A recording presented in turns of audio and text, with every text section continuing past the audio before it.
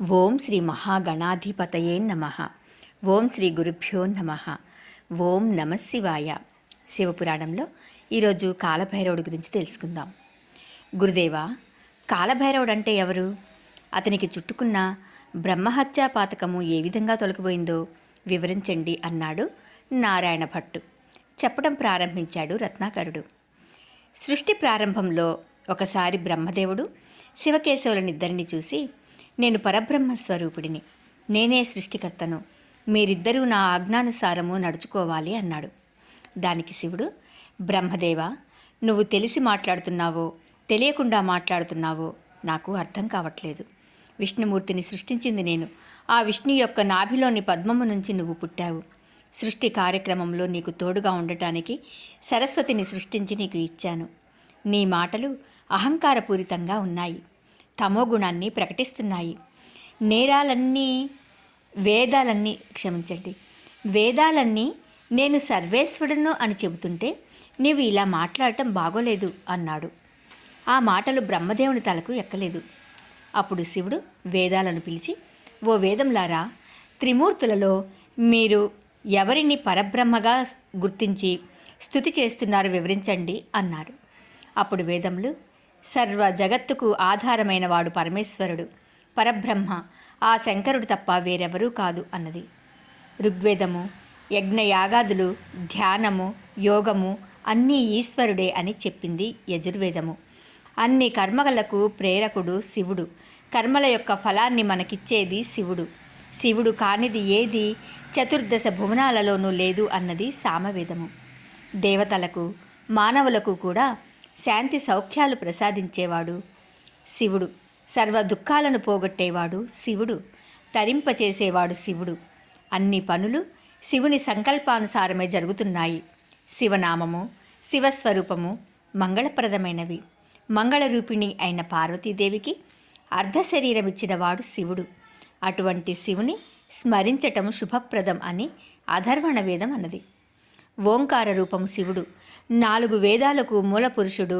పరా పశ్యంతి, మధ్యమ వైఖరి అనే వాగ్రూపము శివుడు. ఈ జగత్తంతా అతని సంకల్పానుసారమే పుట్టి పెరుగుతున్నది. శివనామమే జీవాధారము, ముక్తికి మార్గము. చతుర్విధ పురుషార్థ ప్రదాత ఈశ్వరుడు తప్ప వేరు కాదు అని చెప్పాయి వేదాలు. వేదాలు ఎన్ని విధాల చెప్పినా బ్రహ్మ వినలేదు. నేనే పరబ్రహ్మను అని మొండిగా చెప్పాడు. దాంతో శివుడికి కోపం వచ్చింది.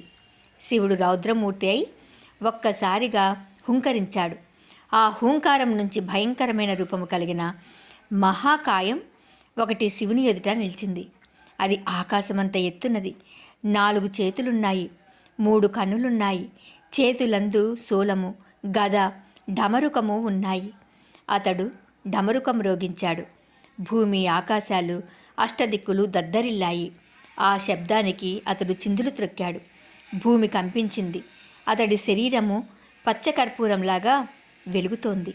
ఆ భయంకరాకారుడు శివునకు నమస్కరించి, స్వామి, ఏమాజ్ఞ అన్నాడు. అప్పుడు శివుడు అతడితో, బ్రహ్మదేవుడు తమోగుణ ప్రభావం వల్ల వేదాలను ధిక్కరిస్తున్నాడు, అతన్ని శిక్షించు అన్నాడు. ఆ భయంకరాకారుడు తన చిటికెన వ్రేలి గోటితో బ్రహ్మదేవుని శిరస్సు ఒకటి త్రుంచివేశాడు. ఆ శిరస్సు వెళ్ళి తూర్పు దిశగా పడింది. అదే బ్రహ్మ కపాలం. శివుని హూంకారం నుండి పుట్టిన వాని ఆకారము కడు భయంకరముగా ఉంది కాబట్టి అతనికి కాలభైరవుడాన్ని పేరు పెట్టాడు ఈశ్వరుడు. బ్రహ్మదేవుని గర్వము అణిగిపోయింది. అప్పుడు శివుడు కాలభైరవుని చూసి, కుమారా, బ్రహ్మ శిరస్సును ఖండించావు కాబట్టి నీకు బ్రహ్మహత్యా దోషము అంటింది. ఆ పాతకం నీవెన్నంటే ఉంటుంది. నీవు కాపాలికా వ్రతము అవలంబించి క్షేత్రాలన్నీ సందర్శిస్తూ చివరకు కాశీపట్టణం చేరు. కాశీపట్టణం చేరగానే బ్రహ్మహత్యా పాతకము నీ కనుల ముందే భస్మమైపోతుంది. నువ్విక కాశీక్షేత్రంలో క్షేత్రపాలకుడిగా ఉంటూ నన్ను సేవించవలసింది అన్నాడు. బ్రహ్మహత్యా పాతకము వికృత రూపంతో ఎర్రని బట్టలు ధరించి ఎర్రని కన్నులతో నిక్కబొడుచుకున్న వెంట్రుకలతో కాలభైరవుని సమీపించింది. భైరవుడు వేగంగా కదిలిపోయాడు. బ్రహ్మహత్యా పాతకము అతని వెనకే వెళ్ళింది. ఈ రకంగా క్షేత్రాలన్నీ తిరిగి చివరికి కాశీపట్టణం చేరాడు భైరవుడు. భైరవుడు కాశీ చేరగానే బ్రహ్మహత్యాపాతకము భగ్గున మండిపోయింది. భైరవుడు గంగా స్నానం చేశాడు. అతని శరీరం ధవళ కాంతులతో మిలమిలా మెరిసిపోయింది. ఆ తరువాత శివుని ఆజ్ఞ ప్రకారము కాశీ క్షేత్రానికి క్షేత్రపాలకుడుగా ఉంటూ భక్తులచే పూజలందుకుంటున్నాడు భైరవుడు అని కాలభైరవుని వృత్తాంతాన్ని వివరించాడు రత్నాకరుడు. ఓం నమః శివాయ.